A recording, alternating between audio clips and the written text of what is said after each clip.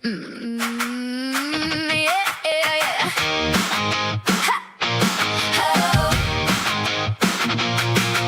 He lives below the floor in his mama's basement den. Paper plates, cold pizza, and a game console again.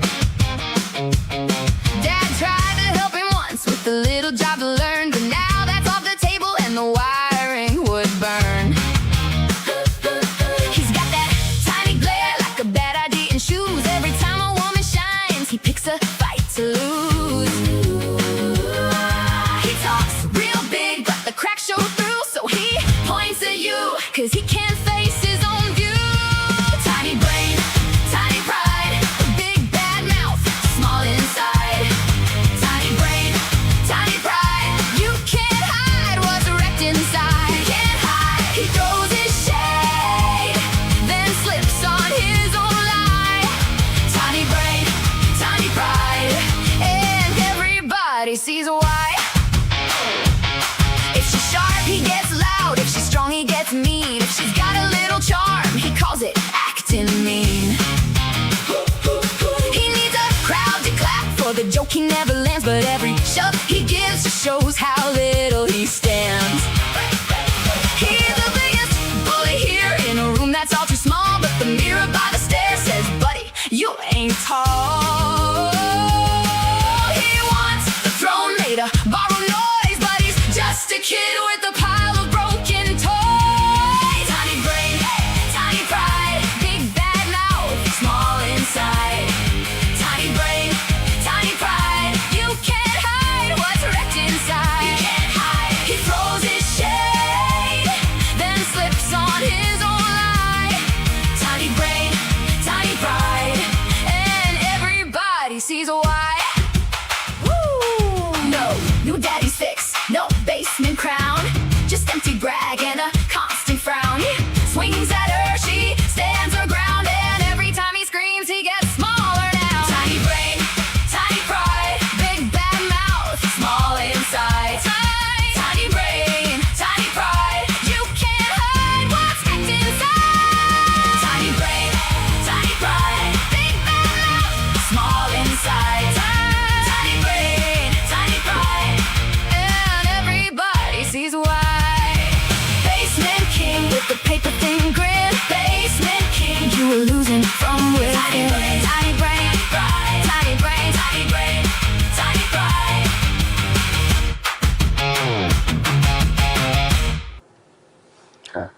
Welcome in, everyone. Sorry, I just had that momentary pause with my brain, I think. I'll bring us up on stage. I thought I'd put this one up because we've got tomorrow is Maddie Monday, hoping that StreamYard doesn't hack itself again. I know I was going to do a video last week to make up for the absence of a live stream, but that kind of went by the wayside. I kind of prefer with the Maddie Mondays to be able to actually be talking to people. Welcome in, Ernestine. Good to see you here. Welcome in, Bonza, Rita, Ariel, Callie, Charlotte, Anki, Sheila, Chips. Oops, sorry, I didn't say hello to you before. Welcome in, Grover, Rita, Teresa. Sorry if I'm saying things again. Callie, Gasper Girl. I know I've missed. Oh, Camilla, if you're in here, welcome in. Rita, Charlotte, anyone else that I've missed, welcome in. Sorry for the delays. One of those mornings, aside from forgetting to put all the media in ready for my live stream, I had to go and move my lawnmower. And welcome in, Nurse. My brother was here yesterday and he decided to go and mow out the front for me. The spot where he put the lawnmower, if you've got a blind dog or a mostly blind dog, don't move things in the backyard. She got stuck behind it last night and I didn't want to try and traipse into the garden in the dark last night, so I just had remembered this morning that I needed to go move it so that she doesn't get stuck outside thinking she can't come in because there's a lawnmower standing in front of her. I mean, it's comical, but it's sad as well. None of us want our dogs to start reaching that age. But yeah, so had to go and move the lawnmower for Tarka's benefit. Yeah, it sucks when you get these little reminders that your dogs are getting old, doesn't it? It's anyway, let's move on from that topic. Daniel, honestly, I'm not sure if I've got the energy for Daniel today, but let's just do it. I haven't got any other videos queued up or anything to jump in with. Yeah, Taka. She's got a bit of arthritis. She's nearly blind. I think she's possibly hasn't quite got all the faculties going at the moment. There are times when she goes outside at night time and it's like 20 minutes before she comes back in.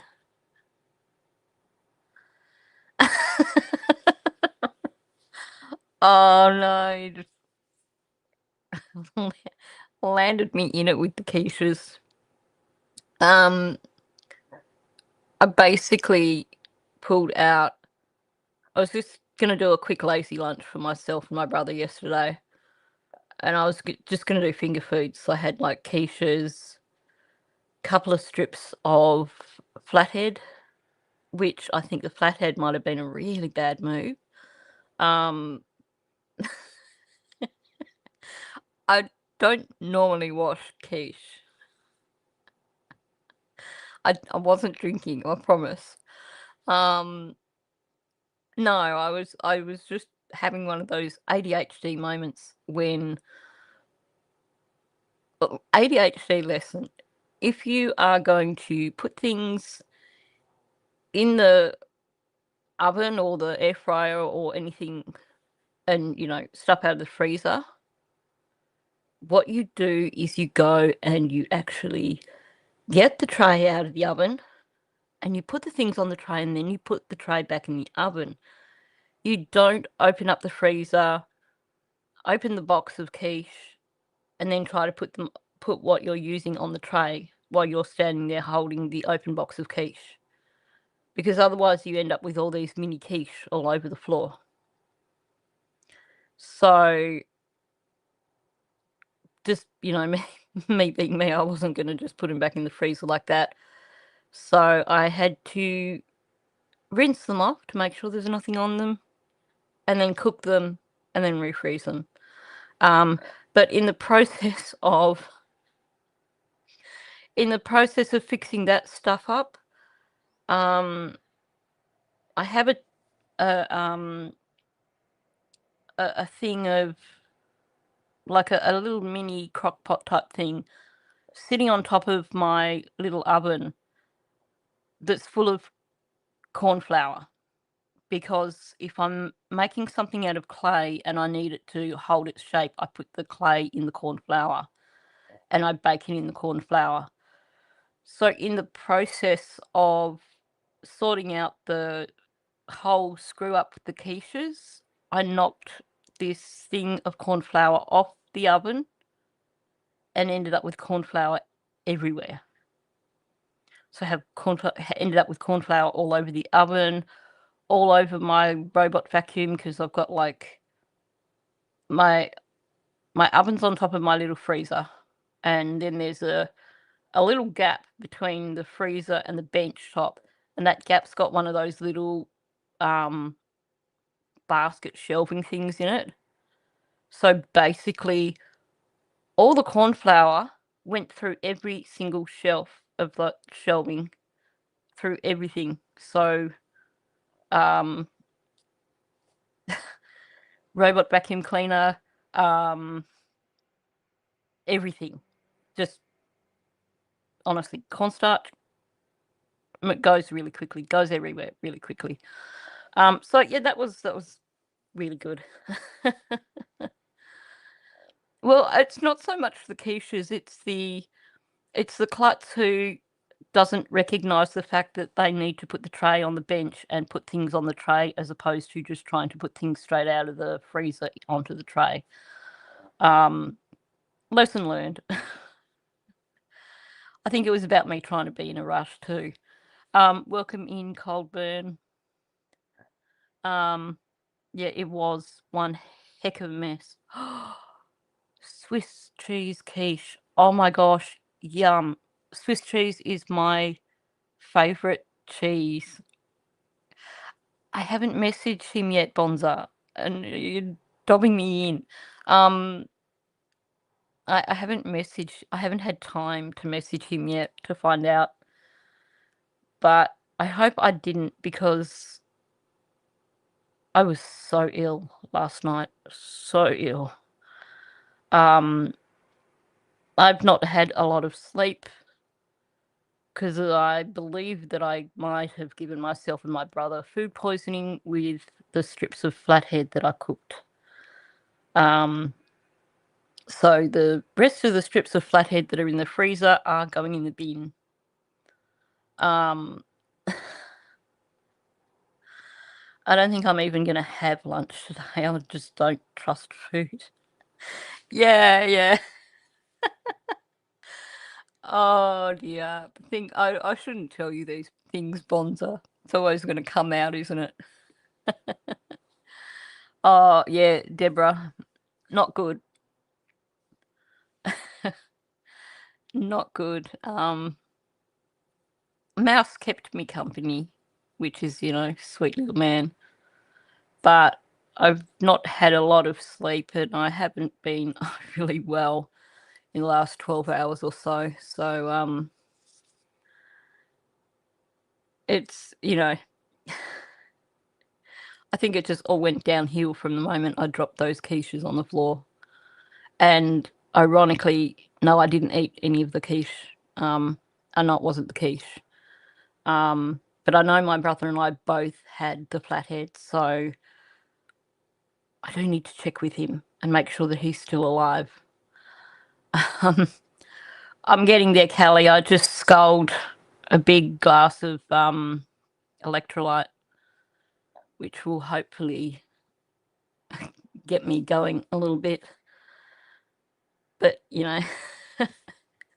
that's life, right? These things happen. So, with that said, I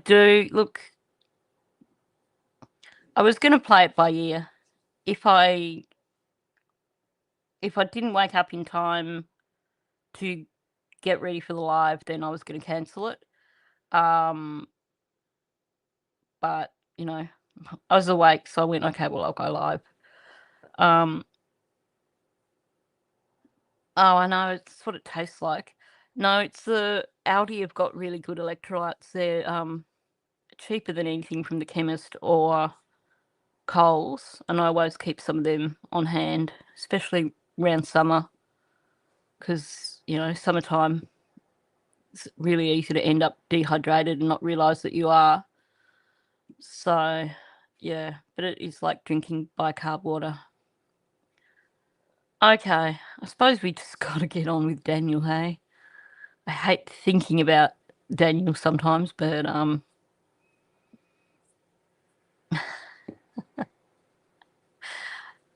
okay, but pot calling the kettle black, Aussie. I might have been wide awake at 3 a.m. looking at TikToks, but some of those TikToks were ones that were being sent to me at the moment in time. So I'm not the only one that needs some good sleep. Anyway, sleep's overrated, isn't it? It wouldn't be so bad if, the whole food poisoning didn't kick in just when I was just about ready to go to sleep. Never fun. Anyway, let's talk about Daniel instead. Because, food poisoning, Daniel, what's the preference? Yeah, well, that's how I see it. Who needs sleep? Yeah, I know. Look, you reach a stage where you're like, whatever, do it my way. Mm, yeah, I think I'd rather food poisoning than Daniel, but although having said that, having gone through that last night, probably right now I'm willing to face Daniel. So let's just do that. I was going to say, though, Daniel, with it all, though, what I like is. And yeah, I think I have backtracked it a little bit, just for context, because this is when he gets. Yep, that's about it, Pauline. And yeah, not good. Anyway, this is when he starts getting on his high moral horse about Bradley. Oh no, about Tint. Sorry. I think it's mostly about Tint. Just being Mr. I'm so moral. Oh, that's cool, Teresa. Did I say welcome in, Pauline, or am I just being really vague? What are you doing? Come on, Mouse. Quick! You can do it! Yes, you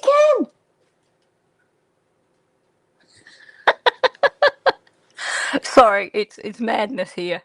Amira has put a dog biscuit on the floor just in front of her bed, and it was basically between her and the doorway, and Mouse thought he couldn't get through the doorway. Needed a little bit of encouragement.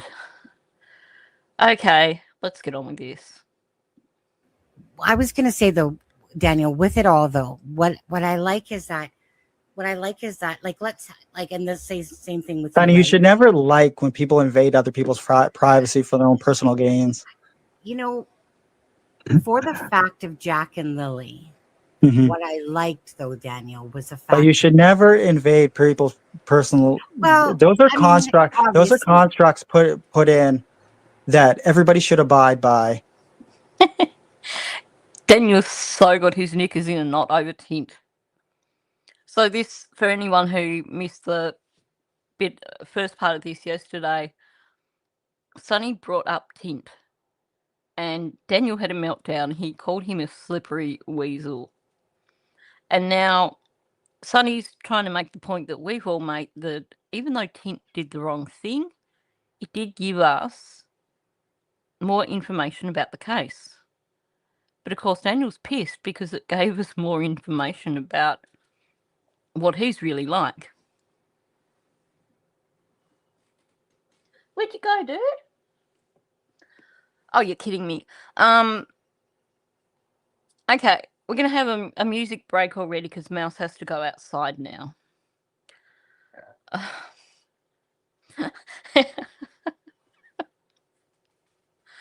Okay, I clearly am sleep deprived because when I read, if you cross the stream, make sure you have waterproof pants.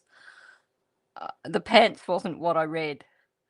I'll leave that to your imagination. I've got to take Mouse outside. Give me a second.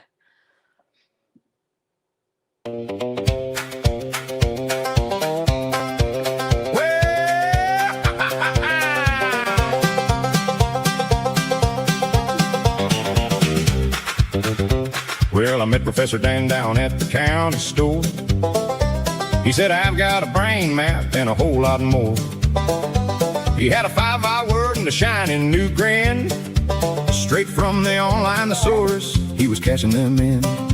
He said, vivid means cheap and opaque means clear. I said, Dan, that ain't right. He said, I learned it this year. He talked so slick, you'd swear he knew the town, until you listen real close and the meaning fell down.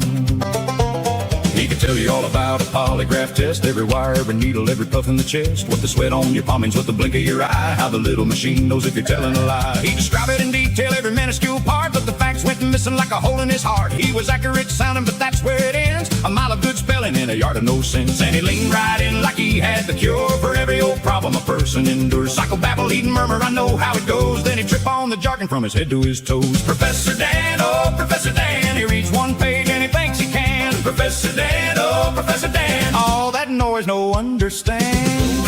Oh, Professor Dan. Professor Dan. He's an expert on hounds and the scent in the air, on police line chalk and a flashlight glare, on search and rescue where the mud runs deep, on the way a lost soul breaks and the secret won't keep. He'll talk addiction, trauma, ADHD, like every psychiatrist calls him up for free. Doc, what's your advice? He'll say with a grin, then he'll answer himself before the truth gets in. Professor Dan, oh Professor Dan, he reads one page and he thinks he can. Professor Dan, oh Professor Dan, all that noise no understand. Oh, Professor Dan. Oh, Professor Dan. Well, he's got every answer in a digital pile, but the more he explains it, the less it feels like he's got confidence, sure, and a dazzling pose. But he's mixing up wisdom with the words he chose.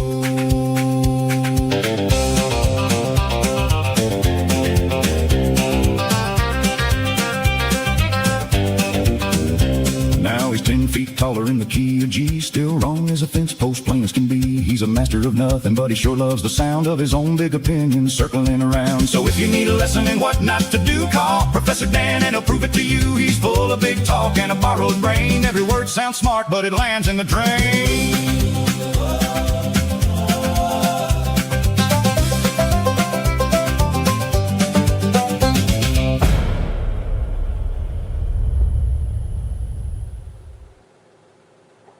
Okay, let's try that again.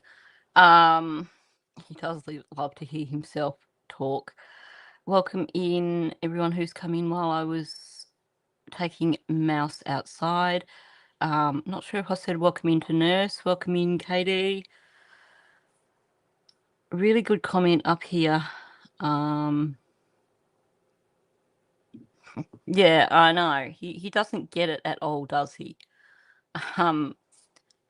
Like stalking Malaya for who knows how long, not to mention all the other not so moralistic things that he's done, but you know, he's here to judge Tint.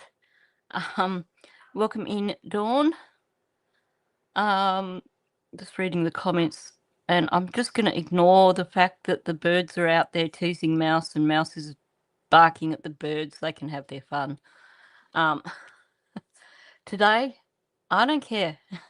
I really don't. I know, and I should have, had I been up and functioning, I would have actually put some of that comedy stuff in, ready to go. But as you can tell, I'm still trying to reach the point of actually functioning properly. But let's hear some more about Daniel's morals, shall we? Oh, look, you know, when you've had not a lot of sleep and you've not been very well in that not having a lot of sleep, I'm just sort of like, yeah, whatever. Hopefully you guys can't hear him too much and he's not annoying the crap out of you when he's doing that. Normally I don't encourage it. I mean, I've got no control. The birds get on top of the shed and I swear they wait for him. So those little minor birds, they think they're little smart asses, basically. Sorry. You might also get a lot of the unfiltered Australianisms today because I think my filter is faulty.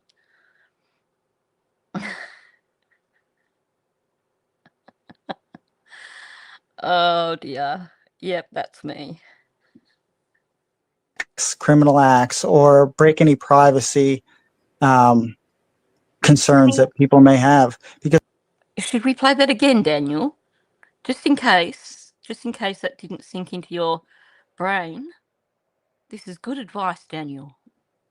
Mhm. What I liked, though, Daniel, was the But fact. you should never invade people's personal. Well, Those are I mean, constructs. Those are obviously, constructs put in that everybody should abide by, and not break any acts, criminal acts, or break any privacy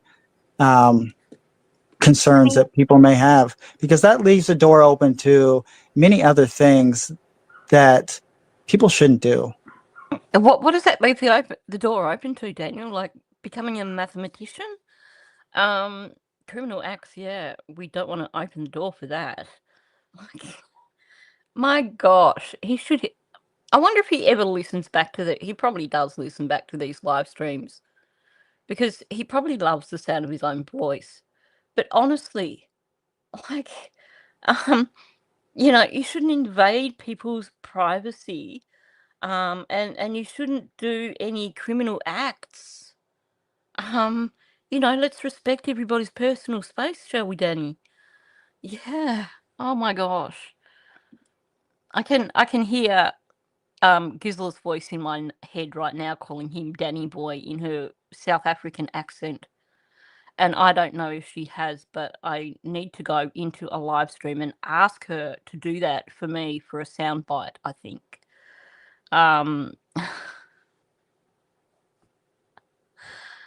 Yeah. Yeah. So where does Daniel come into this? That big one that always comes back to me is him coming up behind her in the car park like that. Because if she was already feeling a little bit nervous about him, to have him come up behind her like that, holy crap. Yeah. Let's talk about Lily and Jack, Daniel, when we talk about criminal acts. Because there seem to be fewer and fewer possibilities in terms of what happened to Lily and Jack. And every possibility that I've got left on my list has your name on it, Daniel. It is projection, exactly. That's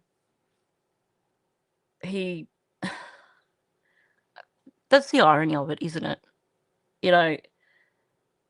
He wants us to think he's so virtuous from the day one. Look at me. I'm the only person searching. I'm the only person speaking up. I'm the stepfather extraordinaire. And yet, you might have noticed, and I don't think I've got the thumbnail on this computer, but you might have actually noticed that the thumbnail that I used for this live stream shows Jack with his black eye and Lily with a big red egg on her forehead.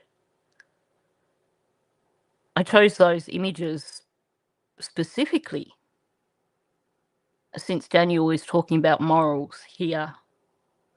But yeah, and this whole brushing off the comment when Sonny asked him about the RCMP, and he's like, "Oh, the cars in the driveway, that was for a separate stalking incident," trying to make it sound like it was somebody else. But we know how that works, Daniel. Exactly. Yeah. No criminal stuff here. Don't look at me. I'm Daniel the Saint. Yes, exactly.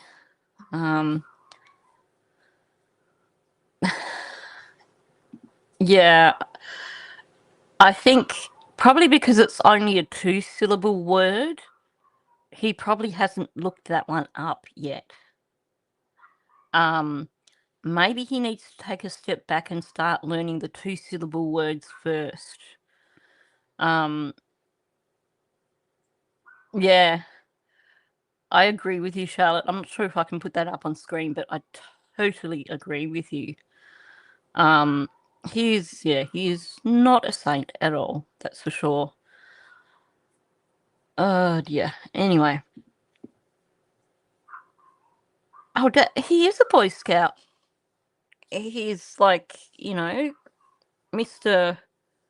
Pokemon expert, and he goes out and he does the whole geocaching thing. He's just, so just, your perfect Boy Scout.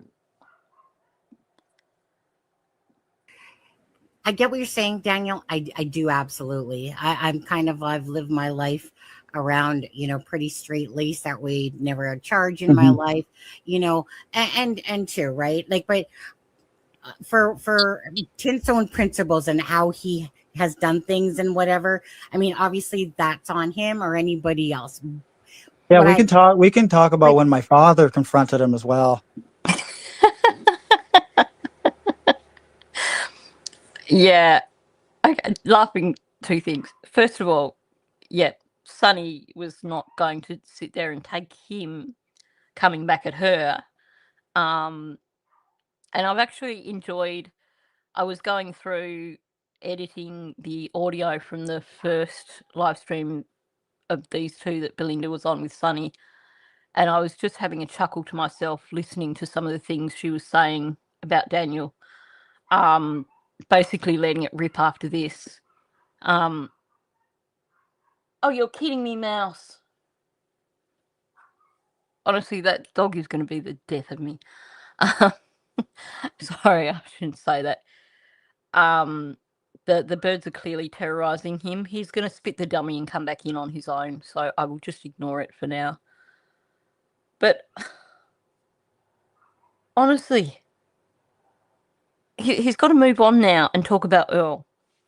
He really wants to lay it on thick about Tint. So now he's going to talk about Earl confronting Tint. Because, oh my gosh, Tint was trespassing. Geez, Daniel. Is there a particular reason why you're not allowed near the reserve? Because I would imagine they wouldn't just turn around and out of the blue just say you're not allowed on the reserve. Just my thoughts. But anyway, let's hear about how Tint is really horrible because he had a run-in with Earl. Yeah, he is very much the mathematician, that's for sure. obviously that's on him or anybody else. Yeah, What we I can talk. We can talk about like, when my father confronted him as well. oh, I remember. Oh yeah, I forgot about that. Tint was seen coming out of the woods on a private property where kids are.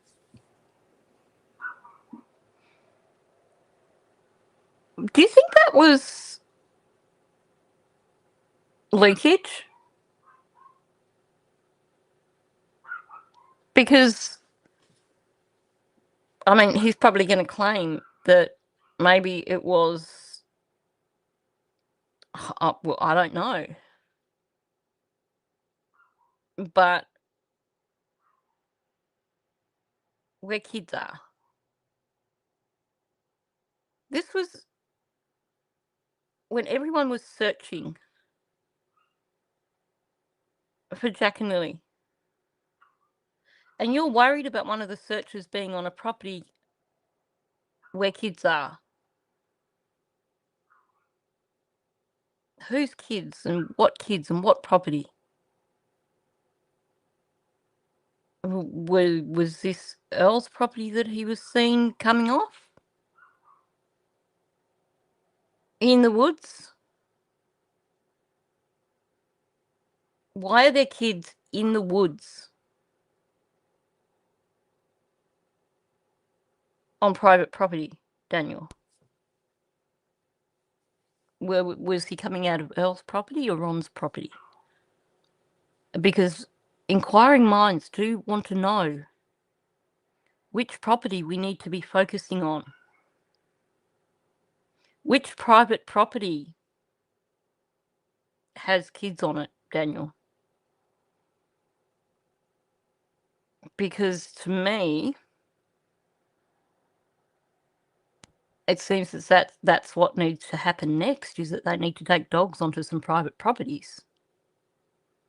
And welcome in, Denise. Did you give up? Did the birds fly away?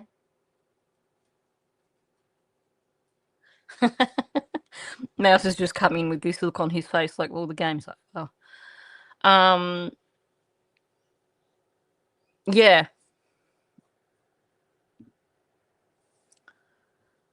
If it's Ron's property, how would Earl know that he was trespassing? Because Janie's property is between Ron and Earl's. But according to Janie, there's no water on her property. So apparently we don't need to look on her property because there's no water on her property. Well, I'm guessing that's what she meant. Welcome in, Shirkers. That was Wayne. Oh, Calling answered. That was Wayne that had the run-in with the searchers.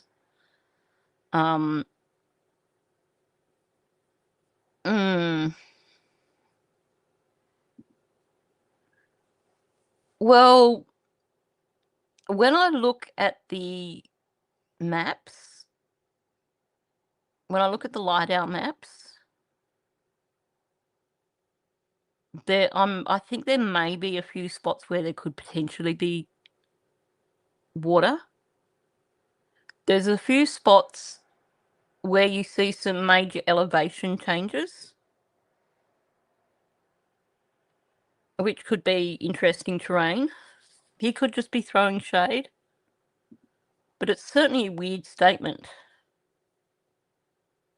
He was seen coming out of the woods on private property where kids are. Could be nothing, but it stood out to me. And I've had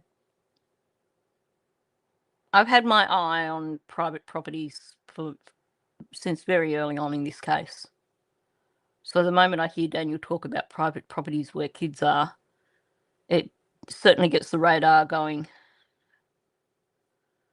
I agree, Bonza. I think Janie's dumped him in it, and is it Alvin McKenzie that the audio was? I think Alvin's dumped him in it as well. And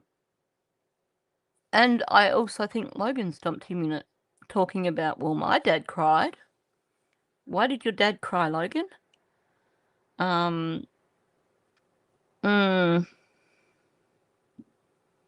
Yep.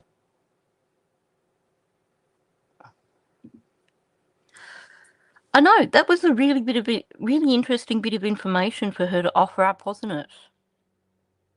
Why did she offer that up? Unless it was meant as a diversion.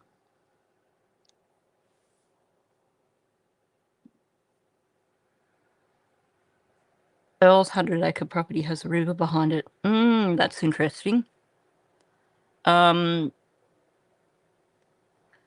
There is a mine behind Ron's property, an old mine. Yeah, that's the one, Bonza, where Alvin basically dumps Ron in it and admits that Ron never actually went to town, even though that's what he told the RCMP. Alvin hates Daniel, I think. And I think he's also on Lansdowne Road up towards Montreal Road. Yeah, there's an old mine directly behind Ron's property. There's also, and look, I'm going to say this now because I sent those LiDAR maps through months and months ago. So, if they haven't been checked by now, there's also an old mine behind Wayne's property. And they're the ones that I could spot.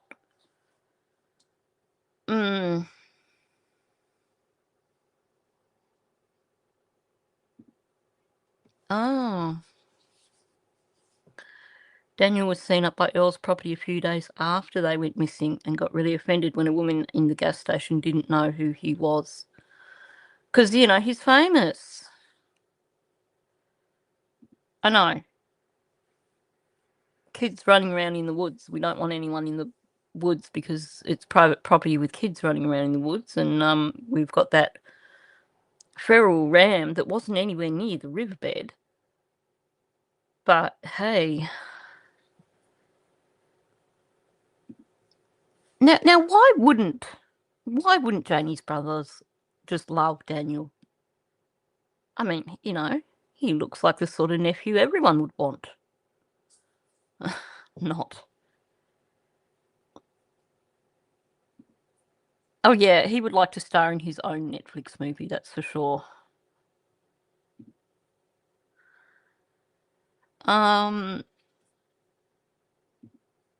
It's the latter. I think any uncles involved would be doing so to help Janie, in my opinion.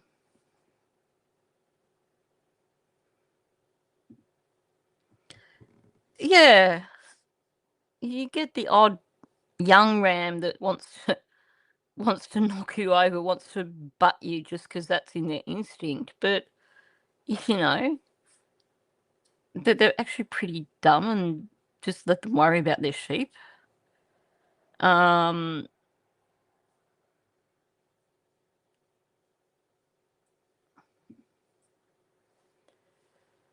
here's the thing, though, in terms of private properties. Oh, Mouse! Honestly, I have no idea what his problem is today. They have to be able to find a way to say that as missing persons, that there's a possibility of the children being on the properties. So I think what I've said a few times, I think that when arrests happen, that there's going to be warrants served on properties at the same time for searches. I think didn't Karen say that Janie's the only girl out of all her siblings? So I can imagine they would be protective. And welcome in, Detective Tam. Are you sure? Because, you know, he's teaching us all about morals here. He's, you know, you're supposed to respect people's privacy. You're not supposed to do any criminal acts. This is someone who knows all about morals, right?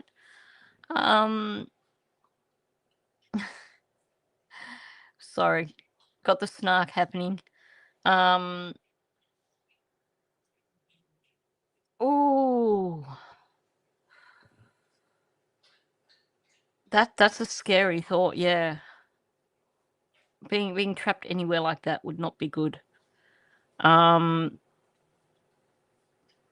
had a friend who had a young ram, and it used to basically just run at people. But I think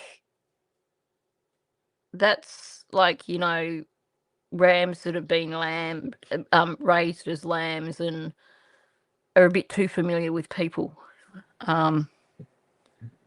Wait until it pivots. Yeah.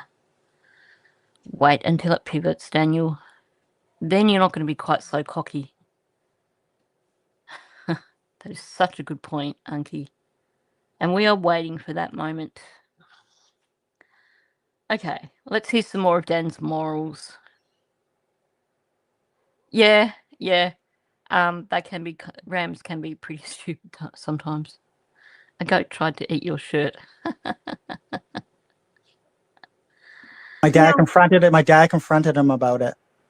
And hang on, did he say I confronted him?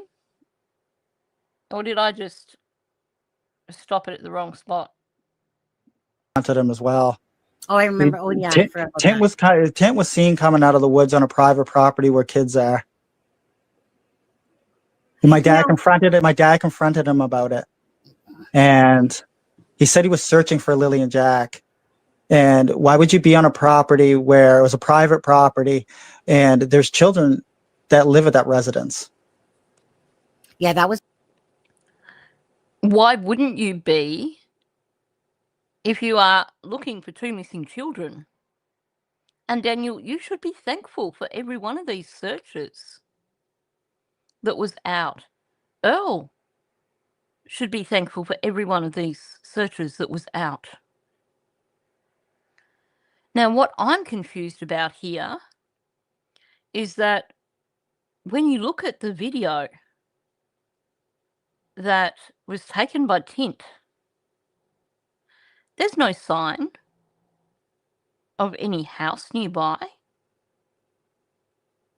It looks to me like it's like Earl has made a beeline from his house to the road.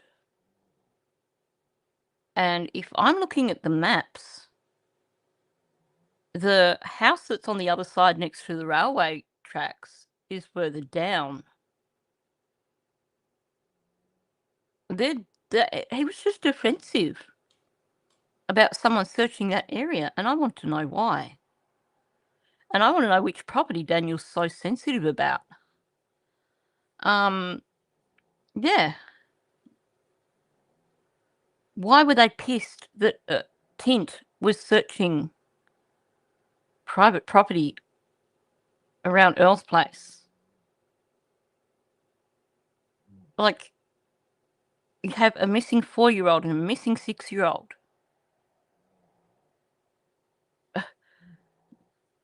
Earl put all these things up on Facebook, you know. He was sad because he didn't get invited to their birthday because they weren't family, and talking about memories of them running towards him on the driveway or something like that. But apparently he was pissed with Tint for searching the area, and Daniel thinks that's a good thing. He thinks that, yeah, people should be pissed at Tint for searching on private property with children on it. He is. He really is. I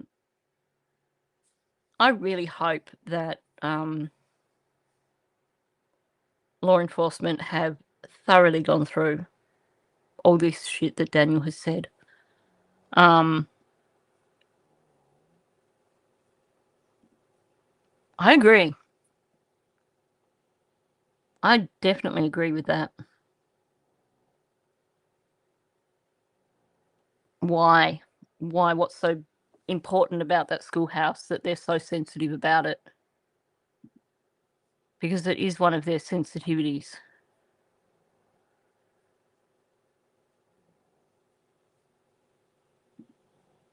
Yeah. You know, what if, Daniel, they'd gotten on the pipeline somewhere?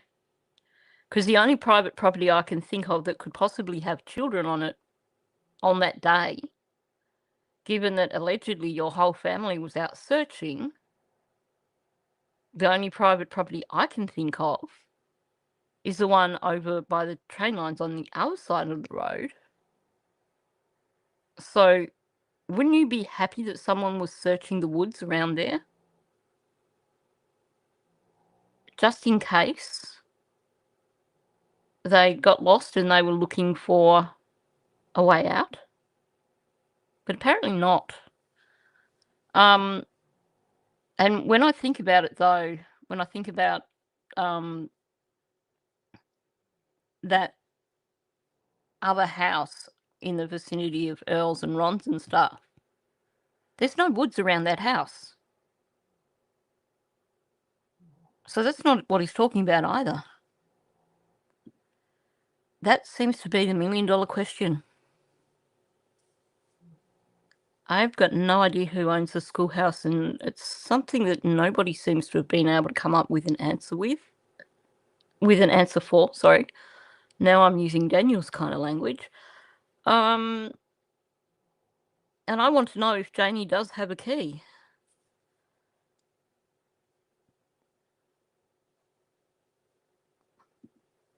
That bothers me. Belinda hearing Janie say to Justin to go and park his car so that it was blocking the road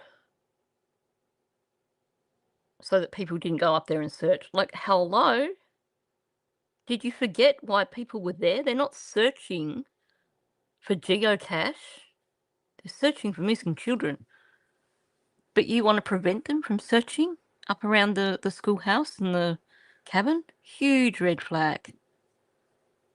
Huge, huge red flag. And I must admit, the first time I heard Daniel say that he went running up to the kids to the cabin in the woods, my first thought was that cabin over where the schoolhouse is. So the fact that they're so sensitive over it.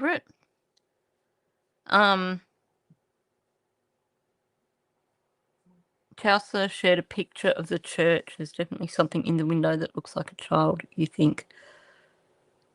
I haven't got her photo on me right now.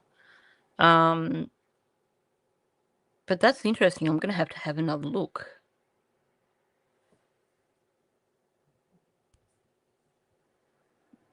Yeah, it is.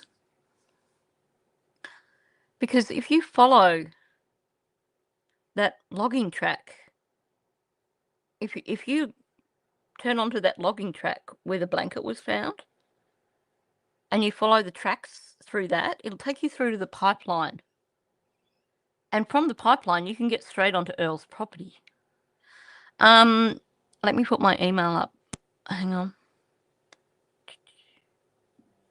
There you go. That's my email.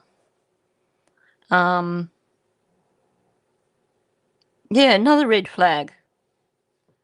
She said she told them she searched it herself, so there's no need for anyone else to search it.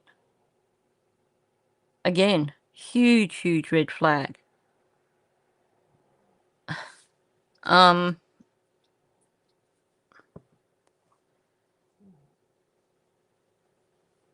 Yeah, we'll brush past that one, Bonza.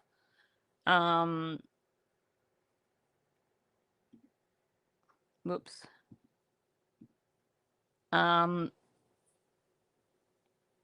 Yeah, we probably should brush past that one, hey? Anyway, let's hear some more of this moralistic BS that Daniel's got happening here.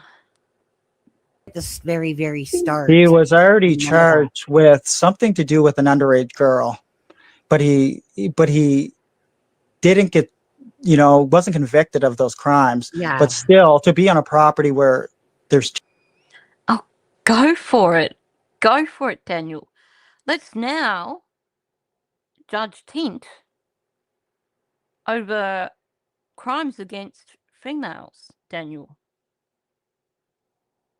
Now, yes, the rest of us can. Yeah, you can send it through Facebook, I think. But it's probably easier. I'll probably be more likely to get it if you send it through my email, which is up on the screen, hopefully. But I think you can send it through Facebook, I believe. But honestly, okay, we'll hide that and welcome in Maymar when you get to this point in the audio.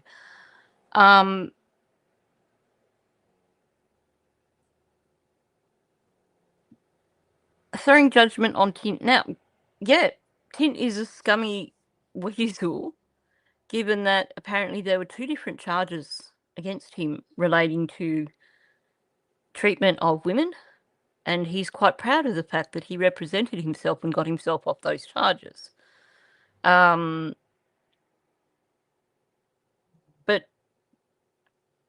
Daniel, what are you doing on the 3rd of September, Daniel? Just wondering.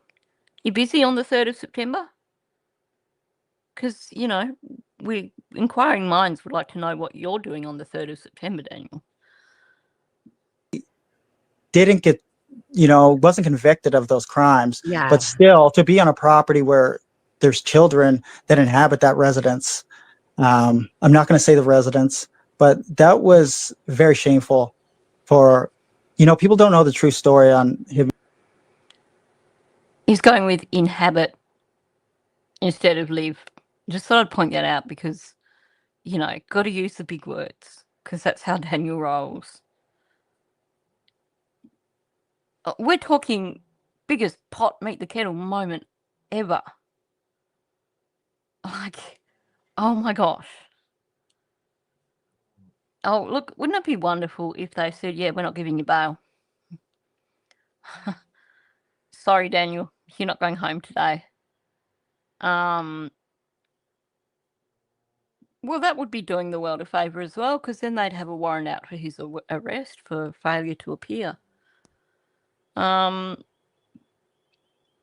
don't think he's got any more delays up his sleeve.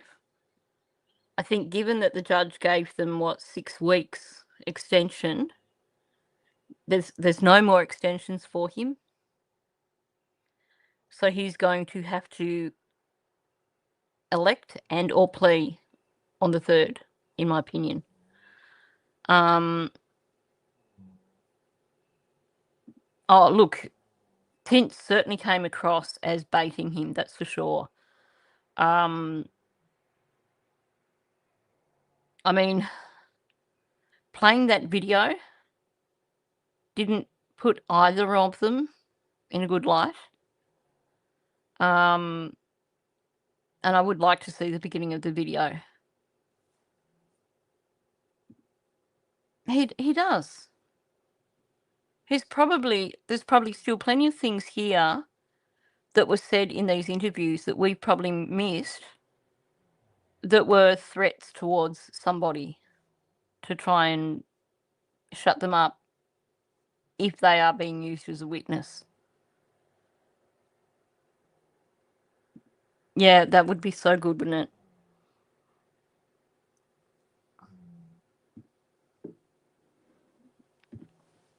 That could be a really good point. Because he himself has pretty much admitted to stalking. He's admitted that he's had people stalking on his behalf. Or at least Durwood has, I think. Maybe not Daniel. It's a shame that we're not going to get to hear a lot of the information. But we know the media will report if there is a conviction, and that's probably the main thing that we need to worry about. Okay.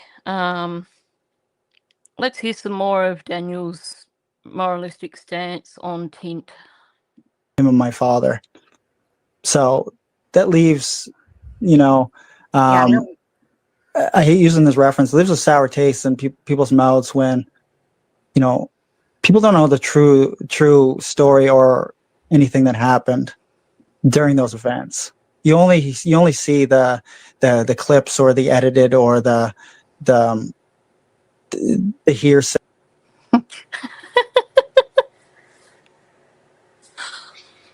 Now, Daniel's talking about people don't know, they don't get the full story about, this stuff that Tint was doing.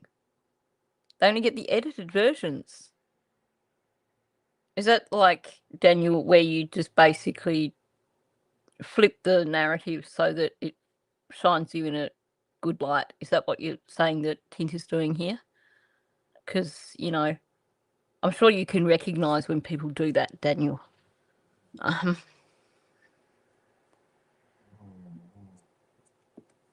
Oh, look, they had all the big stations were there last time, weren't they? Whether or not they're allowed in the courtroom is the other thing, though, because I think the courtroom was closed last time.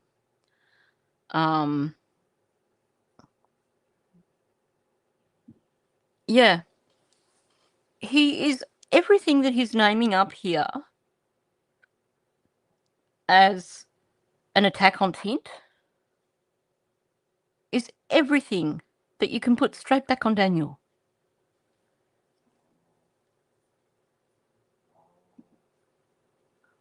Oh, okay, so they can report on it.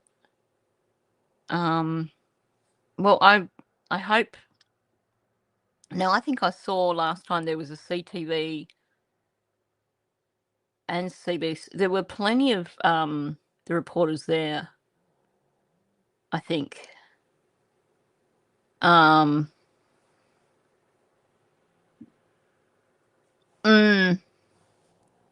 that be nice? Sorry. Oh dear. I'm a bit too snarky today, aren't I? But this whole because you only see what the clips or the edited or the hearsay. You only get small parts of what happened. Yeah, Daniel, how does that work? True story or anything that happened during those events. You only see the clips or the edited or the hearsay or the small parts of what actually happened during those events. What I was going to say, I mean, I think that goes along with a lot of this case. I wish that there was some way of knowing what was going on in Sunny's brain when she was doing this conversation with Daniel. Because,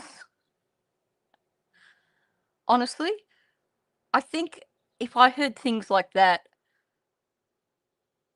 I would be like stalling. I would be sitting there and trying to process it, and I would forget to ask the next question because I'd still be processing it 5 minutes later.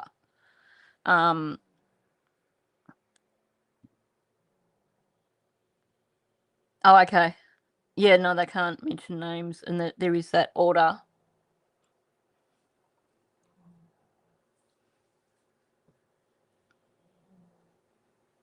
Yeah, I think the media will be there. The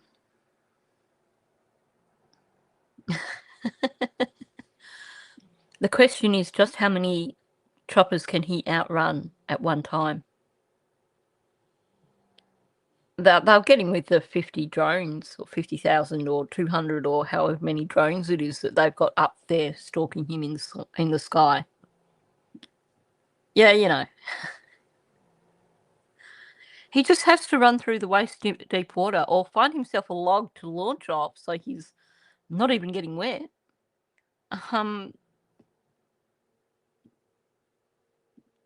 Bingo. Just tell us what happened to the children. Tell us where they are. And then you can have all the privacy you like, Daniel, after your trial. Just think how nice it will be, Daniel, when you got your quiet little cell and you don't have people talking about you anymore. Won't that be nice? Then you can surf the logs down the river. Oh, I can just picture that now. Yep. Daniel the duck surfing the logs. Honest, but yeah, I still want to go back to what I was going to say, which was sure, of course, is just simply for the fact. Sure, of course. Does my head in. The way he's like, we can touch on that. Sure, of course. I'm doing you such a huge favour. Yep, exactly. He's going to enjoy that privacy. He's going to need to find people to listen to him through the walls.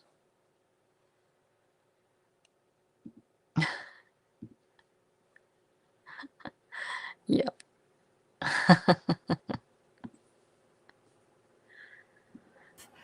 Although it might not have been done a way that some people didn't appreciate, and the recording someone without their knowledge and stuff like that, but it's when people are speaking freely because they don't think that they're being recorded. Mm-hmm. I don't know if you noticed the tone of voice there. Sunny is an expert. Sunny's put her, I'm talking calmly now. I'm talking a little bit slower. And what I'm doing here is trying to just calm the situation so I can actually say what I want to say. she knows how to do this in terms of even just down to the tone of voice that she uses just to get the whole conversation back on track. They might have to give him a little toy camera and a little screen that he can put his interviews on, and he can do interviews with himself. Or maybe he can set up his own little radio station in the jail where he can have people interview him and he can tell them all his expert stories.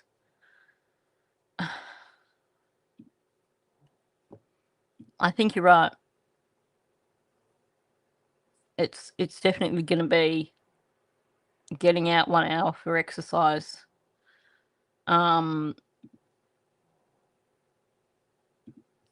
Yeah, it's that whole customer service thing going on. What she said, she's done it for 20 years or something. She's so got it nailed. Like, you know, kudos to Sunny for the way she did handle this interview. Because honestly, even though you hear at times when she just gets totally flummoxed and doesn't know what to say next because she's just gobsmacked by what he's said, she did handle him quite well in this. How the heck did she do that 9 hours straight? I have no idea. Look, I would have lost it in the first hour. That bit of audio I played the other day where she was just, the brain was stalled and the words were just kind of not really going anywhere. That would have been me right through. She really did do a good job. It's kind of like when Darren was speaking to me, I was recording him because there was no fucking way in hell that I was ever going to remember everything that man was going to say. So she's got this calm voice and then she comes out and then there's no fucking way in hell. So I just had to point that out. Oh, I know.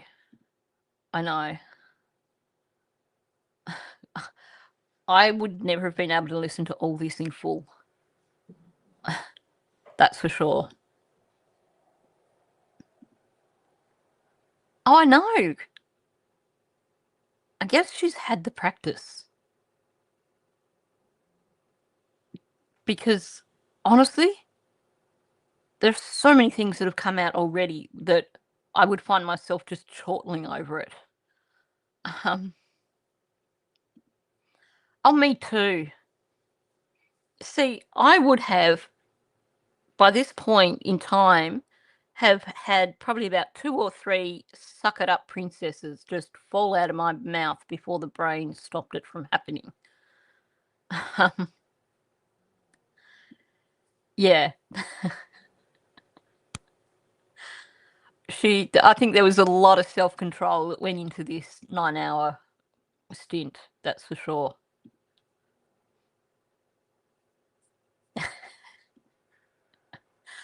I know. This is probably why she managed to get through a 9-hour live, because I'm guessing she wasn't taking any fluids at the point. Yeah.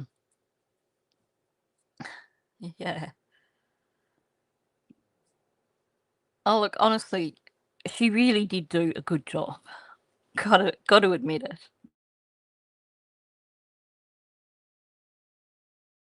the reason why I actually recorded him was just so that I could go back and re-listen to it again, because there ain't no way I'm going to remember But everything. Sonny, that's done on a level where he should have expected that because it was done digitally. Yeah. Well, I mean, true enough. Yeah. I mean, I get the pretense of a horse trailer and all that. How's that? What? Sorry, just what? So, if someone rings you, Daniel, they should just expect you're going to record them because it's done digitally. But that's completely different from Tint recording Wade. He's really reaching. Really reaching. Hey, digitally is actually 4 syllables. He got a 4-syllable word. Good boy, Danny. Clever boy. Yeah.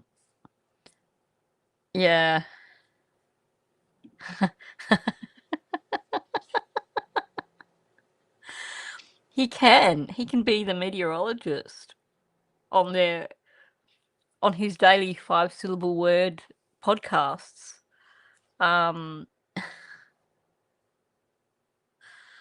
Oh dear. Yeah. Apparently digitally. So because they were talking on the phone and phones are digital, that makes it a digital conversation. Well, I don't automatically think that because I'm talking to someone on the phone that they're gonna record me. He really, really is stretching it here. Yeah. Yeah, he can sit and look at the weather.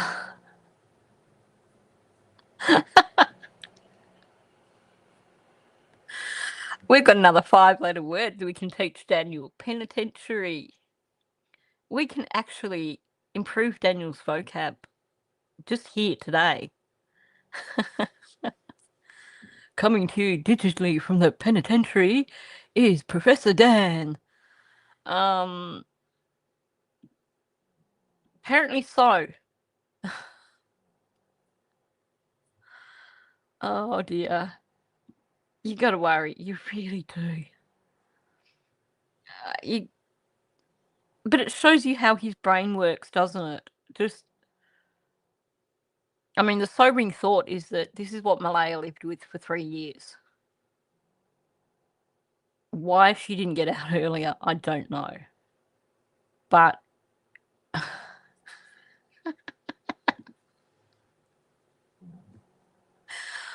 it's the Danny Duck Show. Oh my gosh. Yep, that would be the one. Not going to sit there and say that that was the right thing to do. Mhm. But out of it all, it was just kind of like to listen to someone that doesn't realize they're being recorded and then they're speaking like just freely because that's how they think that it is going. They think that it was being spoken freely and that not realizing it was being recorded, And so, again, the bottom line is for me, people will do things that maybe cross somebody's lines, and they do, for sure. At the end of the day, honestly, it boils down to me for, even though you might not agree, or even I might not agree with how Satan did that, but I do appreciate the information that came out of it. But He's not going to give up on this very easily. Here we go again. This is actually interesting because we don't often see an instance of Daniel being challenged. So it's interesting to see the way he is operating here.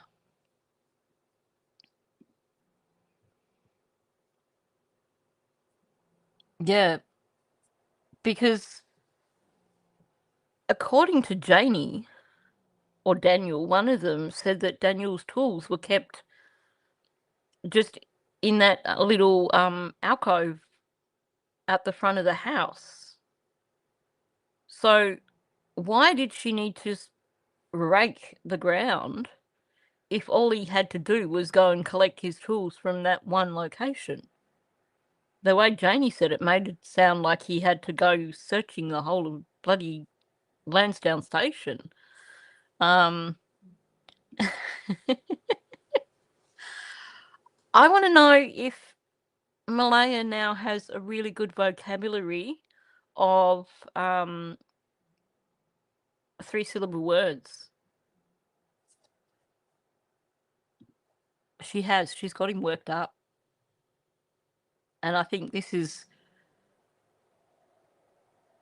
really... I'm not going to say that quickly, Bonza. This is really revealing, actually. just to hear how he's reacting.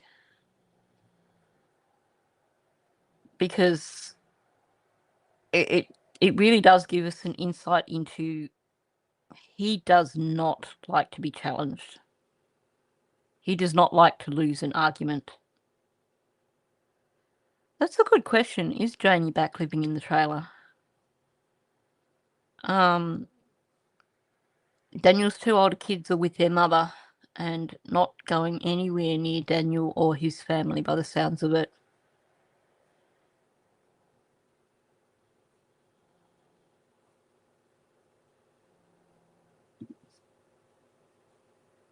Yeah, apparently so. Because, you know, she manages the church and everything.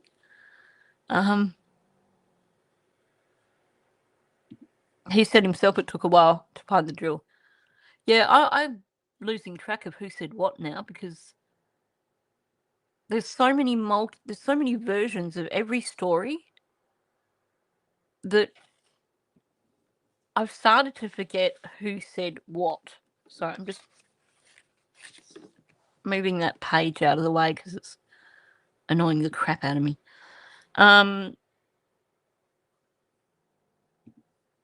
Yep. And that's what we are seeing here. He really doesn't like that it's a woman challenging him. It's not something that he's happy about at all.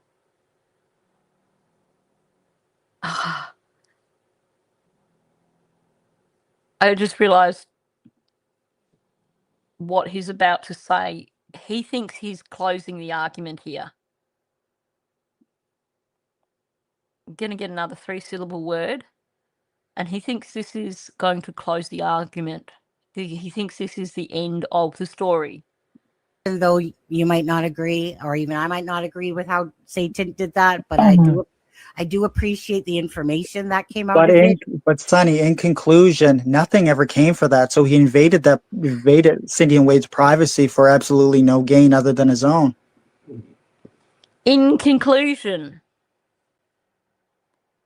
that's not just randomly put there. That's him saying, stop arguing with me. This is the point. This is the winning argument. Move on to something new. I know. I rest my case. In conclusion, I believe I'm the winner here. End of argument. Move on, because I'm running out of ways to argue back. But can we also acknowledge he's trying to say nothing ever came of that? A lot came of that, Daniel. And this is why your knickers are in such a knot. Because we suddenly learnt a lot more about you. Yeah. Yeah, I know. He was on a roll there. Actually, there's more, because I paused it. Hang on, no, you missed one. You missed absolutely. So we got a big sentence there. In conclusion, nothing ever came for that. So he invaded that. He invaded Cindy. Do we count invaded twice? Because he said it twice. He invaded Cindy and Wade's privacy for absolutely no gain.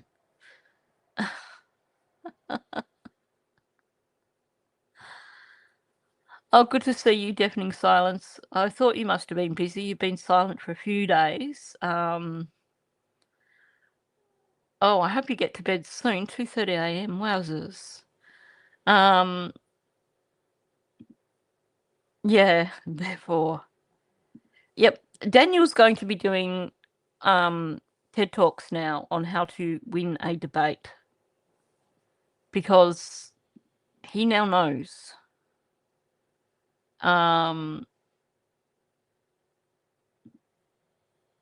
He's certainly trying to end this part of the conversation. This was definitely a time to end this. Don't talk about it anymore. I no longer approve of this line of questioning.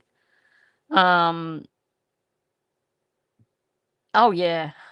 Look, I'm not a Tint fan, but I have to say I'm getting a great deal of amusement out of seeing how riled up Daniel is getting right now. And I really, really need Gisela doing a soundbite for me of Danny Boy.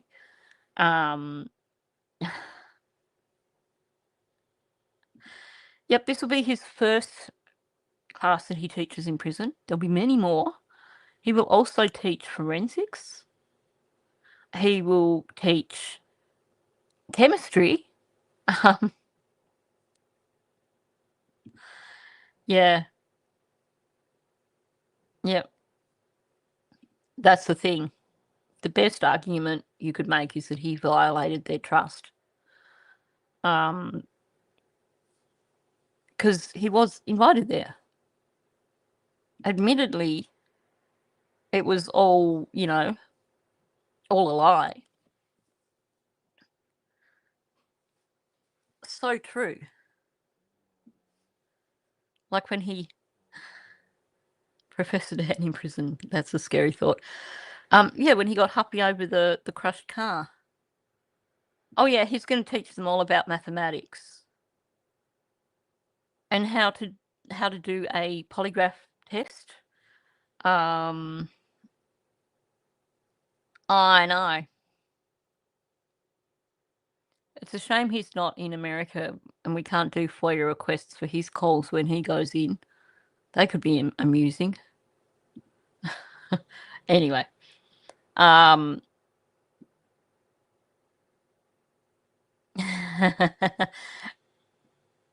Sonny is not going to be shat on by any male.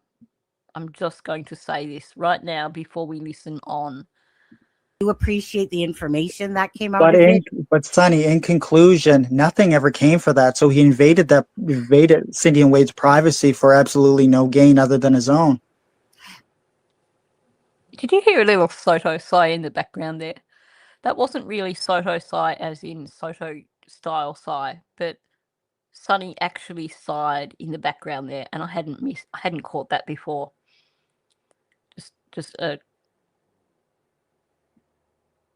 He invaded Cindy and Wade's privacy for absolutely no gain other than his own. It gave us his thoughts about what he was thinking, about, like believing, like for him, it told us basically what he was thinking. Obviously, he made comments towards you guys should all be locked up, that the kids are buried about 20 miles away and stuff like that. Whether that. She put it straight back on him. She's named up, essentially, without saying, this is the reason you're pissed off, little Danny boy. You're pissed off because he's named these things up.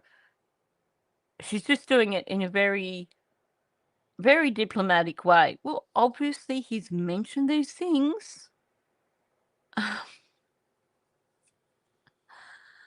Oh, far out. Oh, yeah, that's going to be another one of his lessons.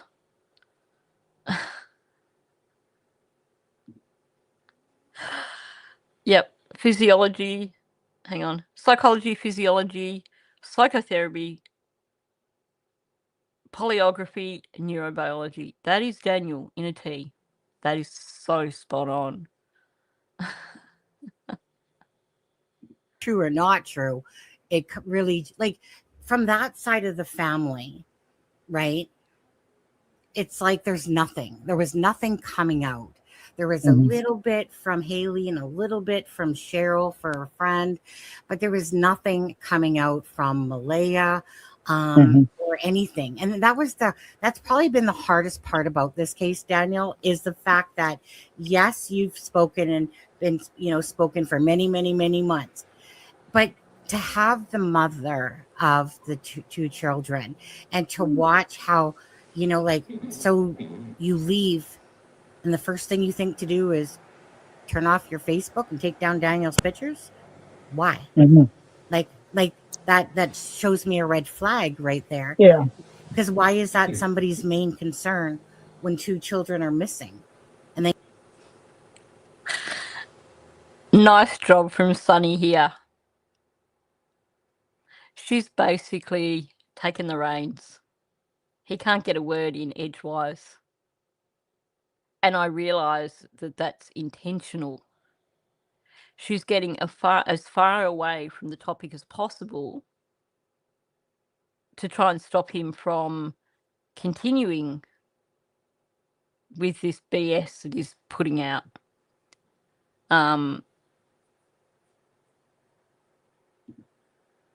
Yeah.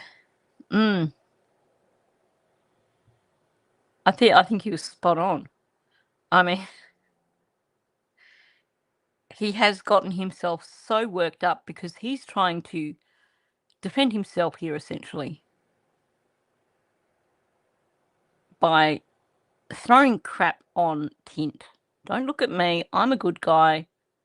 I have way better morals than Tint. So let's pick apart his morals.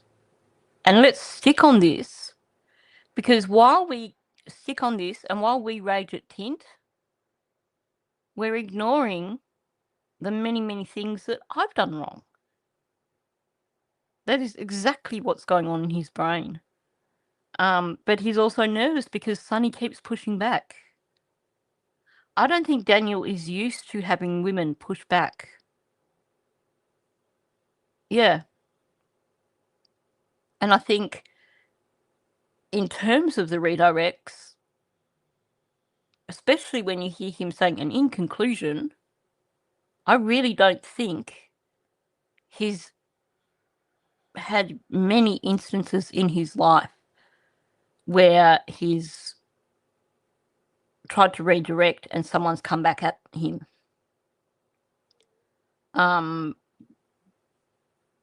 Honey did a really good job with this part. pop back up again off and on, add a couple friends, to Facebook, and then you put the children's pictures just back up there. It's nothing that I would think to do when my 2 children are missing is to go change my single status and take down all your pictures and all that stuff, unless to me there was like something that Malaya obviously either blames you or like whatever. Obviously that her doing that is a simple sign of No, I think Sonny, they did that. They still blame me, and I see that through the way Shenanigans talks, right? That she's pro Malaya, Cheryl, and Cindy, and she thinks I have something to do with the disappearance. Oh my gosh. Poor Daniel. Imagine people thinking that he's got something to do with the disappearance. Yeah, 100% he does not like women challenging him.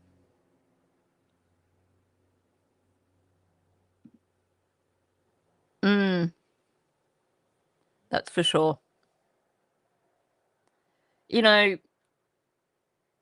Between in that first interview, the big tell for me was when she said, I told him, my partner, Daniel, and each one she was having trouble spitting it out. And then what does she do? She takes down her Facebook and removes all his pictures. She's basically dumped him in it without even having to say a word. Yeah. Again, he does not like women who do not go by his rules. So he's upset now. And, how dare they think that he had something to do with the disappearance?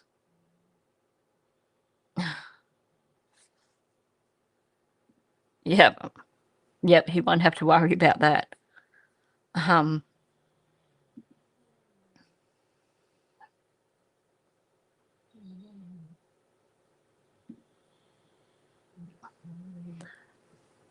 I think given how quickly it happened, I don't think she had any advice at that point, though. I honestly believe that blocking Belinda was a guilt thing on her part. But I won't go into that right now. But my gosh, imagine thinking that Daniel had something to do with it. The horror. Malaya, Cheryl, and Cindy. And she thinks I have something to do with the disappearance. And the only way she would come to that observation if she was misled by Malaya's side, right? Observation. Keep pumping those words out, Daniel. Good on you. And actually, you know, that's pretty good usage that time. Still sounds pretty wanky, but it's pretty good usage. He's doing well with his words in this sentence, I have to say. I will give him a nice little tick and a little sticker for this one. But what he's actually saying again is, you know, the whole, how dare they blame him? He's got to throw shade at them because he wants everyone to think that it's Malaya who's responsible for the children being missing. He wants people to think that she's got them hidden away somewhere.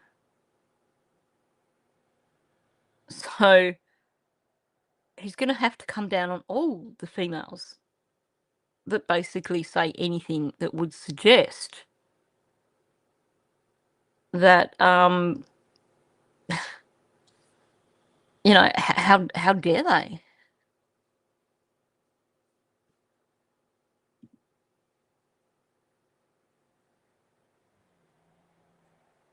Okay. Well, I feel like, okay, so you know what? Out of all this, Daniel, it will boil down to one thing, though. Mhm. Like something happened to Jack and Lily. So a lot of what you have said was geared towards Cindy having something to do with it. Malaya, that they're hidden, maybe not necessarily on a reservation. So No, that's Darren's belief, right? yeah, that's it, right. That's Yeah. Let's deflect now. That's Darren's belief. It didn't come from me. Daniel, how many times have you made that reference? He might not say it explicitly. All he does is give enough suggestions to make sure that people are still following Durwood's story.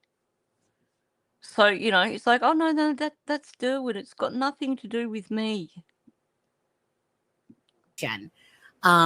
so No, that's Darren's belief, right? yeah, that's right. That's his belief, and But you never know. He may have changed that belief. I don't talk to He Darren. changed I have it. no association with Right. Darren. I mean, he's changed it multiple times. He made himself look like a fool by doing that. And then he would, you know, like put me on blast when he comes off talking about 100% clad, knowing they're alive, knows Okay. where they are, alibi and all this stuff and stuff like that. Yeah, but how much of that was Durwood working hand in hand with Daniel? Daniel's like really pushing now. Well, you know, I don't have anything. I have no association with Durwood. But, you know, we know you did before, Daniel. It's ridiculous. Utterly ridiculous. And you probably could have done was speak for you and your mother, because, you know, especially when you're regurgitating information, right? Well, the reason why Daniel lied about the blanket, the reason why Daniel lied about this, you know, Janie said this, but then again, it's not coming out of actual Janie's mouth at that particular time. And I know your mom made a comment that, you know, sometimes she got upset with Darren because he didn't say it properly, but that's what happens when other people are speaking for you, type of idea. But Yeah. Janie got upset because basically people didn't believe the narrative, in my opinion. The fact that he was there on the day that Janie was doing the interview with CBC shows me how interconnected they all were. I know, why was he there? And note too, he wasn't there like some guest who's not familiar with the property. And we know that because he was strolling down that driveway on his own, meaning that he's quite comfortable and quite welcome on that property. Had he been someone just dropping in for a visit, we would have seen him standing there maybe with Daniel. Or just standing waiting for Janie. But he was strolling down that driveway, quite comfortable, like someone who's been there many, many times before. Thank you very much, Ponza.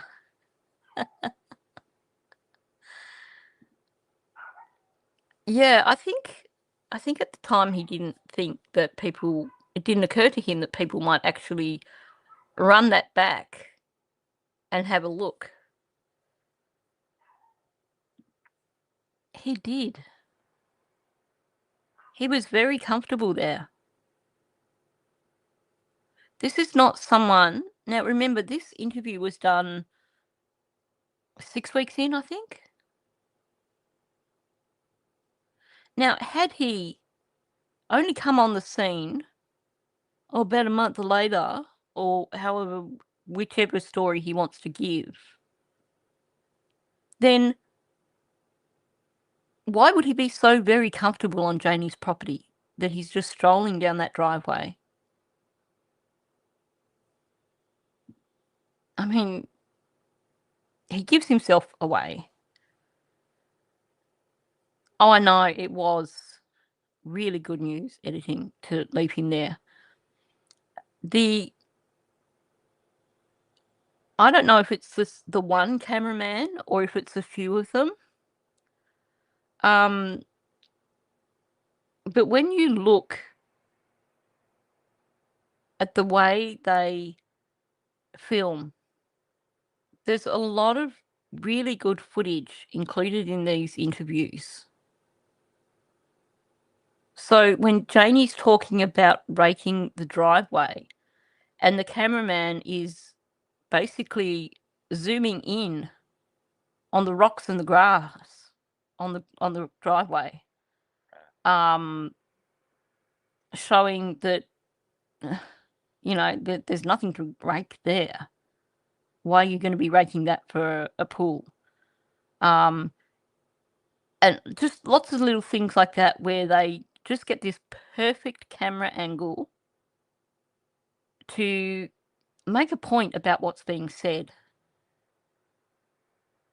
So I think, kudos to whoever the cameraman or cameramans, whoever was doing all that photography stuff, did a good job. It wasn't really an interview. He talked and she chopped veggies.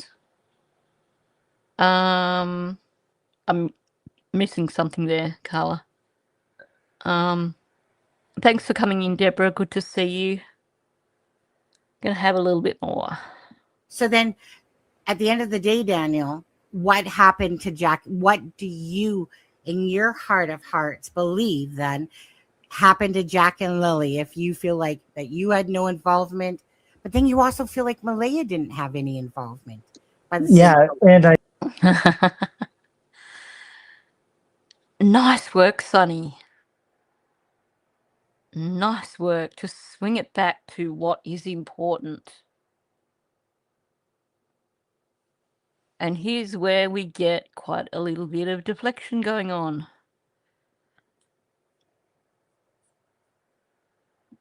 Yeah, it could well be the case.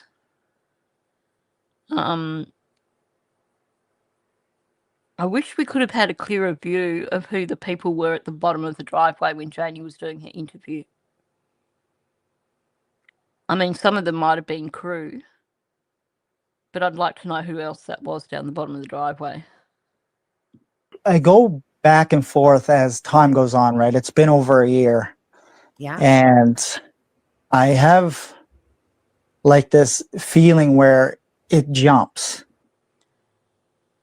And we're separating our words while we process and create a narrative. So he's definitely not prepared for this question at all. He's going to throw in a bunch of word salad. Now, interesting, he's talking about jumping again. Apparently Daniel is like, you know, a super frog or something. Anyway, we'll listen to that little bit before we run it on. Like this feeling where it jumps. Because Right. we've been through it this long. They have had, you know, people's, you know, individuals' phones. They've tracked where they go and what. Notice the distancing language. They've had people's, individuals' phones. Whose phones have they had, Daniel? Because I do believe they took your phone. Sorry, just moving on.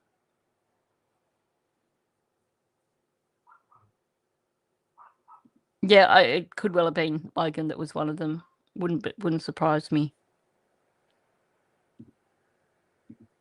He never does with these sort of questions. Oh yeah. I was working on clips for that, and then Malaya's interview dropped, and I haven't got back to that. But trust me, I'm getting back to that. Because it certainly ties in with things that Anita has said as well. They're all in cahoots. A few seconds there. With this long, they have had, you know, people's, you know, individuals' phones. They've tracked where they go and what they do. Stumbled over tracked. He's a bit nervous about the idea of them tracking him. They've tracked. Sorry. And polygraphs and, you know, all the investigative techniques that are deployed or still being deployed at this time. Oh, he's pulling out the words now, isn't he? And they do polygraphs and all the investigative techniques that are deployed. Good work, Daniel. Still doesn't quite run together very well.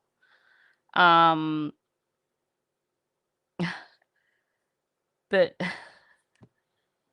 sorry, you can tell that I haven't had a lot of sleep. But you've just got to laugh at him. And he's coming up with this in his head. So he's pausing on the words and doubling up on the words and things because he's just,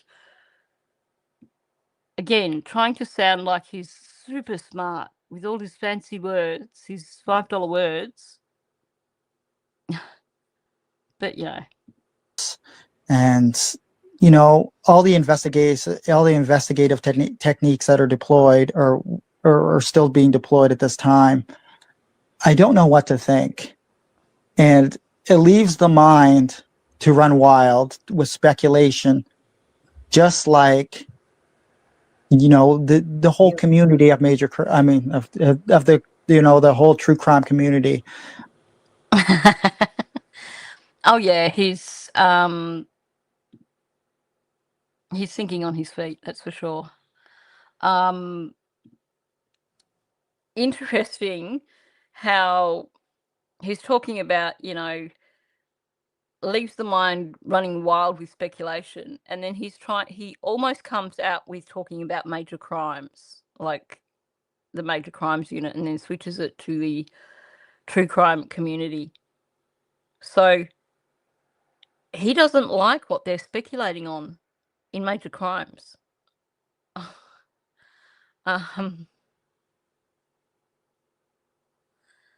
Honestly, seriously,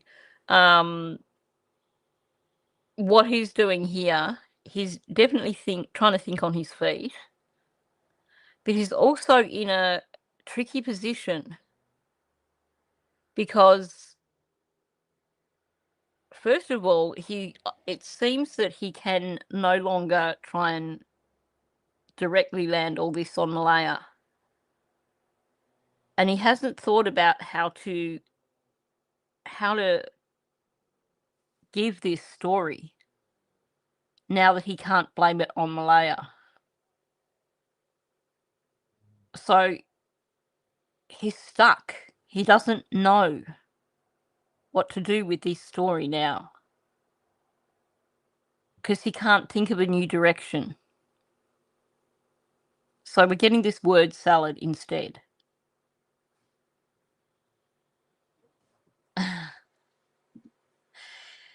He's not just tripping over his tongue, he's basically completely tied himself in a knot with his tongue. He's just, yeah. Well spotted. Leaves the mind to run wild with speculation.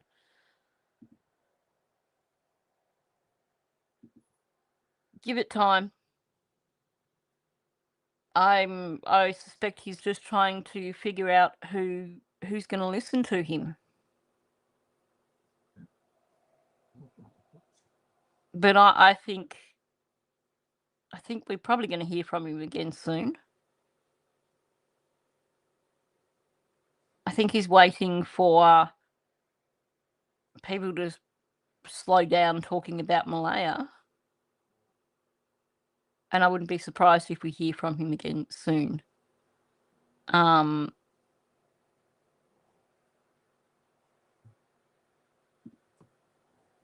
it back just a bit. True crime community. It does, right? But it does all boil down to, Jack and Lily, right? That's the whole main aspect of the whole entirety of everything is, where are Jack and Lily? What happened? So, in case you forgot, her question to him was, what do you in your heart of hearts believe happened to Lily and Jack? He's not even answered the question. He's not even come close to answering the question. All he's done is come up with a bunch of word salad and then throw the question back out. The whole entirety of everything is, where are Jack and Lily? Yes, that's the question you were just asked, Daniel. But apparently you didn't hear that. Like, can you deflect any more? Oh, yeah. Biggest word salad I've ever encountered. I've never seen anyone who can do this. Yeah, it is. It's the whole damn salad bar. It's like Sizzlers. Most people go with word salad. Daniel offers Sizzlers salad, like the whole lot. Absolutely unreal. Now, I just want to point out here, just going a little bit more serious, if you didn't know what happened to these children, and if you genuinely cared, if you'd been speaking out for 15 months because you're the only person who comes out to speak out for Lily and Jack, and somebody asked you, what do you think happened to Lily and Jack? That answer would be right there. Because you would have thought about this every single day over those last 400 and something days. Now, I haven't checked to see where we're at. Belinda keeps posting it to keep us up to date. But I know we're over 410 days. If you really cared, Daniel, every night when you went to bed, you would be thinking, where are they? What are the clues that led up to them disappearing? Is there something I missed? But no, he's just got to do the flipping it back and asking the question again. Oh, I agree. I think not only that, but if you listen to when she was talking with Belinda in that live stream the other day, she basically was calling him out big time. Oh my gosh. Why did they close Pizza Hut? Because that whole self-serve Pizza Hut was so good.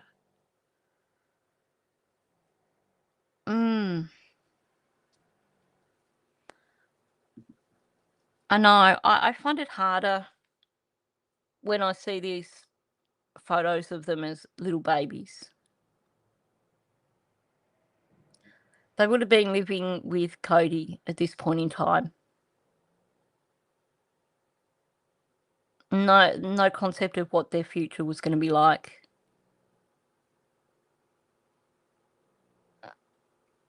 You know, and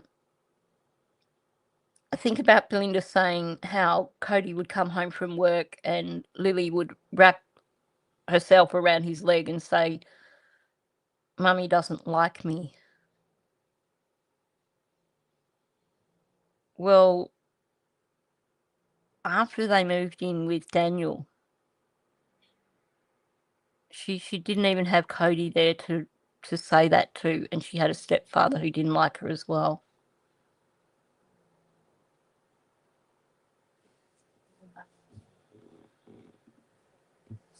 Yeah, exactly. A smart answer would have been, "I've really got no idea." But it's surprising. Well, it's not surprising, but you would expect if he really, really didn't know what happened to Lily and Jack and he really cared, he would have figured this out in his head.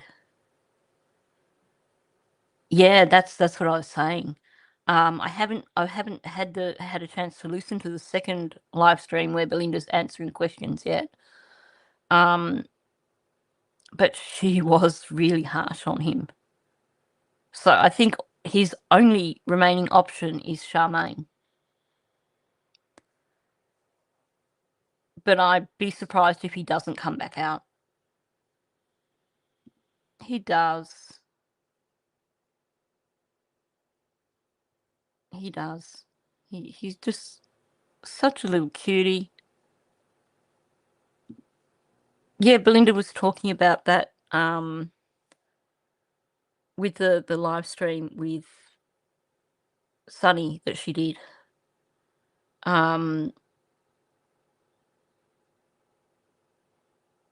Yeah, it's just so heartbreaking to think of that. I can picture it.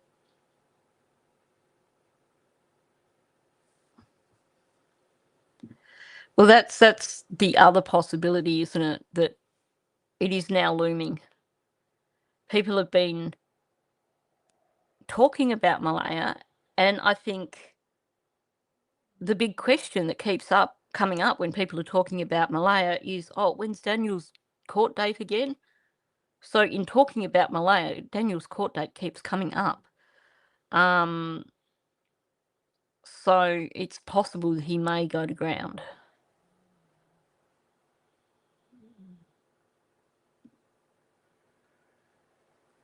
And, that's what I do wonder. Because when you put together what we've heard from Belinda about Lily being jealous and feeling that, that she wasn't wasn't loved. And then you hear Janie and Logan talking about Baby M, Malay being all about Baby M, and it makes me think, you know, is it true? Is she one of those mothers that just loves them while they're little babies before they can, you know, while they're cute and get attention for her and stuff? I know. Poor little man. My heart breaks for these children.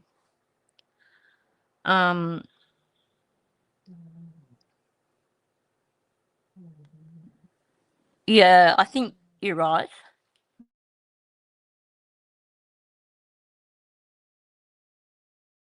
But how could so my thing? Sorry, I pressed the wrong button. I muted myself. Didn't realize I was muted. Yeah, I think right now he's sitting back and enjoying the fallout. I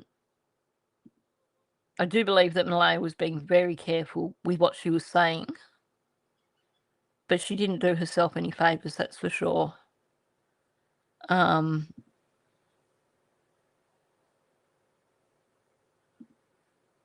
Yeah, definitely.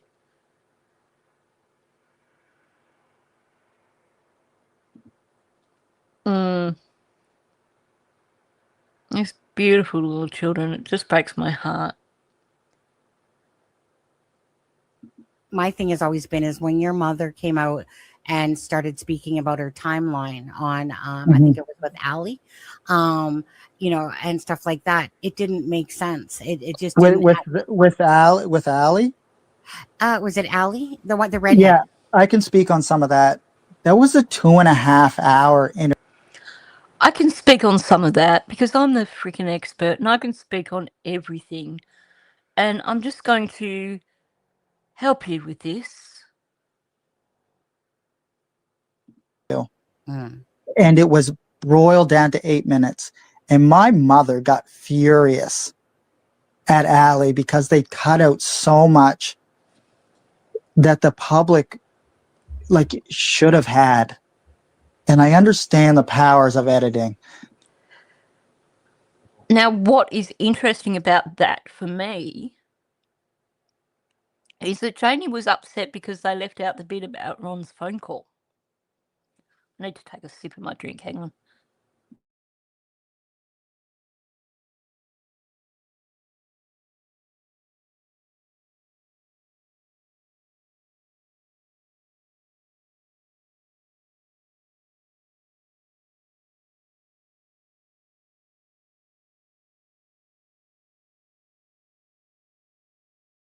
Again, still muted, sorry. Two content creators who think that the woman doing the interview is not Malaya. I don't know what they're on. That's a bit interesting.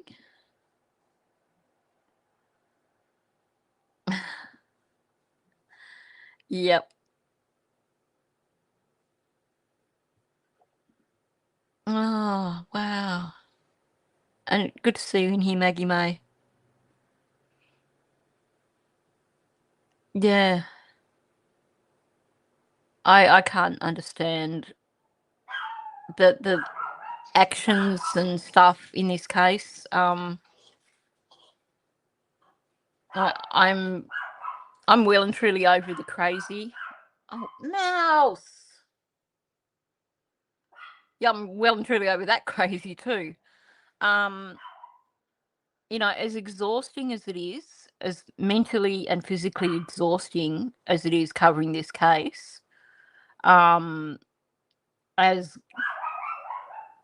seriously. Mouse, come on! Mouse! I have no idea what his problem is. No idea what his problem is. Yep. I can touch on that. I can dive into that. I can talk on that. In conclusion, all those things. Yeah, periodically I try to move away from spending so much time on this case, but I can't.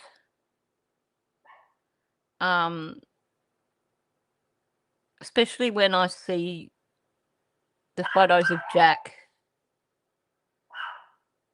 No, he's barking at something inside. I think he's at the front door barking. I don't know what his problem is today. He's lost the plot. He's probably as sleep deprived as I am, but he's definitely lost the plot. I don't know what's going on in his teeny tiny little brain right now. Yeah, no, I can't walk away from these children. I can't stop getting their story out there. Especially from listening to Belinda on Sunny's the other night and hearing how exhausted she is. It's, for me, it's not just about doing it for Lily and Jack anymore. It's also about doing it for a grandmother who is desperately missing her grandchildren.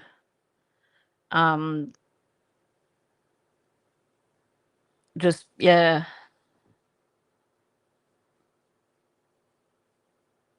Oh, that guy on Facebook? He was creepy. Serious mental health issues that guy had. I can't remember his name, but I can remember him. And he had some serious mental health issues going on. And I was actually kind of pissed with, there was someone on Facebook just really pushing for people to go and watch his live stream that he's going to do because he's got these things to say. I didn't watch all of that because I watched less than a minute and went, that guy has, Vincent, that's right. I just thought, wow, this guy has got some serious mental health issues and people should not be encouraging him. I mean, he needed to be hospitalized. And, you know, it's not making a joke of it. He really needed to be hospitalized at that point in time because he was really on another planet.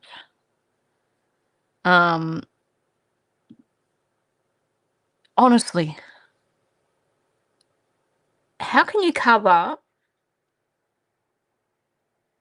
He was a much older dude, yeah. It was really disturbing. And I think the people who wow, Kelly. You're a saint. You're an absolute saint. That's for sure. The people who block Belinda, what does that achieve? How can you say you're here for Lily and Jack and block the one person who is truly speaking out for these children? The one person who is doing it for the right reasons. It just blows my mind. And for a content creator to have Belinda in her chat and to actually verbally abuse not just the content creator, but the content creator and her guest, to verbally abuse Belinda on a live stream and then block her on a live stream, that I was speechless. Vincent lives with raccoons. Oh my gosh. You wanted to hang up with Vincent, I can imagine. Yeah, that's the name. That was such a weird guy. I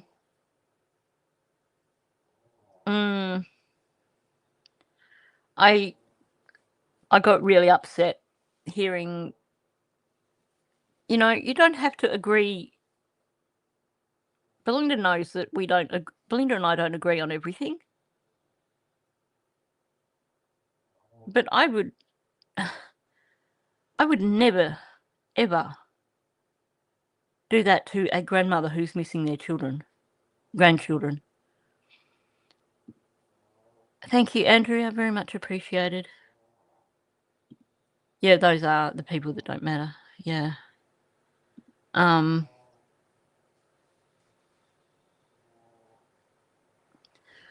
It's fair to say that he had some very, very serious mental health issues. There was a similar thing with the Delphi case. Now, I can't remember who it was on a live stream. Could have been Chris McDonough. Could have been Josh. Someone was doing a live stream and this guy called in. And the way this guy was talking had everyone freaking out because the way this guy was talking sounded like he was actually responsible for killing Abby and Libby. And it turned out later that he was having some sort of psychotic break and he actually did believe that he had done it. And I remember they took the live stream down afterwards. But they actually ended up, doing a welfare check on this guy and actually putting him in hospital for a while because he kind of had this complete utter mental break. And I think it's a similar thing with this Vincent Mallory guy. No, we don't have raccoons. We don't have squirrels. It's so, so sad. I have to share a story that this is one of my favourite stories about my cousin's kids. When my cousin's kids were still quite young, they did a road trip. They saved up and they did a road trip across America. They hired an RV and drove across America. And, the highlight for my cousin was going to Tennessee and actually doing a music recording in a music studio in Tennessee. But early on when they first got to the States and they stayed somewhere overnight, like, somewhere out in nature, and the next morning they went outside and they saw a squirrel for the first time. And, we don't have squirrels in Australia, and these were teeny tiny little kids. And my cousin's little girl was like, these squirrels were making cute little squirrel noises, and Katie was like, "Oh, it's a squirrel," and she's like, "Ee!" And apparently she sounded just like a squirrel. I can't tell it as well, but it's just so cute, just thinking of these little Aussie kids walking out and seeing a squirrel for the first time and getting so excited that they're giggling and sounding just like squirrels themselves. It's too cute. But I would love to see a squirrel. And I would love to see a raccoon. I would love a pet fennec fox, but that's another story. Yeah, you do get that quite often. And this is one of the reasons why they do hold back information in cases. Because you actually get it more than you realise. Or more than we realise, sorry, of people who come forward and basically confess to crimes that they didn't do. And quite often these are people who have serious mental health issues. Like I said, the guy with Delphi, he was convinced that he had been the person that killed Libby and Abby. And thankfully, like, the Carroll County Sheriff came forward and addressed the issue and said, look, no, you know, this guy just had some serious mental health issues. Yeah, we're a crazy bunch down here. There's a reason they call us larrikins.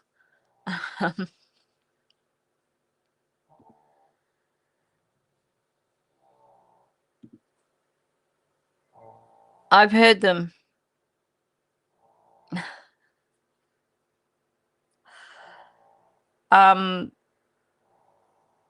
They're not nice. I used to have one get in the tree directly outside my bedroom. Not here, but where I used to live.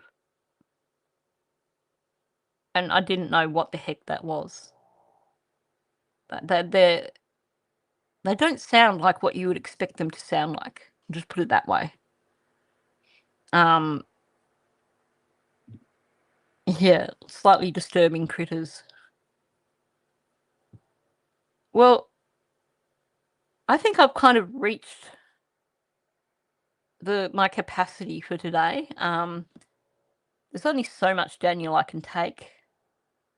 So we will go back to him speaking on that about Ali. Hang on, and I'll just mark that here so I know where I'm at. I'll go back to that on the day after tomorrow, because tomorrow I'll be talking about Maddie. Touch wood, providing that StreamYard doesn't decide to crash out on me again. So I will still be working on my analysis of Malaya's interview. I want to get the next part of that done today. But yeah, tomorrow is going to be Maddie Monday.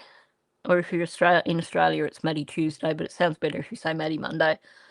But yeah, I'll get back to this part in my next Lily and Jack live stream in the day after tomorrow. Anyway, I'm going to wrap it up here. Yeah, just reading people's comments here. Yeah. Going to wrap it up here. If you haven't hit the like button yet on your way in, please do so.